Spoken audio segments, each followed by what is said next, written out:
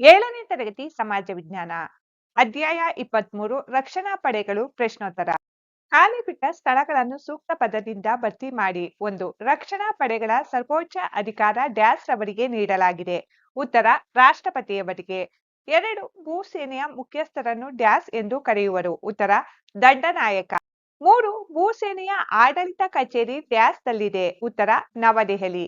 3. ಎನ್ಸಿಸಿಯ ಧ್ಯೇಯ ವಾಕ್ಯ ಡ್ಯಾಸ್. ಉತ್ತರ ಶಿಸ್ತು ಮತ್ತು ಒಗ್ಗಟ್ಟು.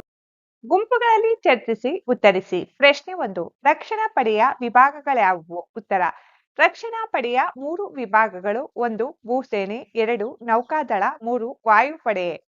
ಪ್ರಶ್ನೆ 2. ಭೂಸೇನೆಯ ಪ್ರಮುಖ ಕಾರ್ಯಗಳ್ಯಾವುವು? ಉತ್ತರ ಭೂಸೇನೆಯ ಪ್ರಮುಖ ಕಾರ್ಯಗಳು ದೇಶದ ಗಡಿಗಳ ರಕ್ಷಣೆ, ನೈಸರ್ಗಿಕ ವಿಕೋಪಗಳಾದ ಭೂಕಂಪ, ಪ್ರವಾಹ, ಬರಗಾಲ, ಭೂಕುಸಿತ, ಬಿರುಗಾಳಿ ಮುಂತಾದ ಸಂದರ್ಭಗಳಲ್ಲಿ ಮಾನವೀಯ ಕಾರ್ಯಗಳನ್ನು ಭೂಸೇನೆ ನಿರ್ವಹಿಸುತ್ತದೆ.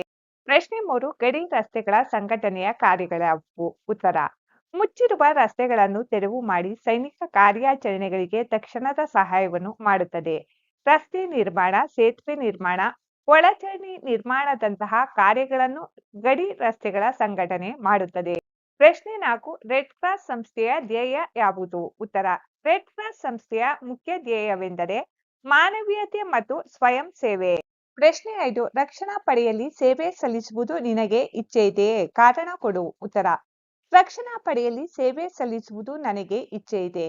ಕಾರಣ ದೇಶವನ್ನು ರಕ್ಷಿಸುವುದು ಪ್ರತಿಯೊಬ್ಬರ ಕರ್ತವ್ಯ.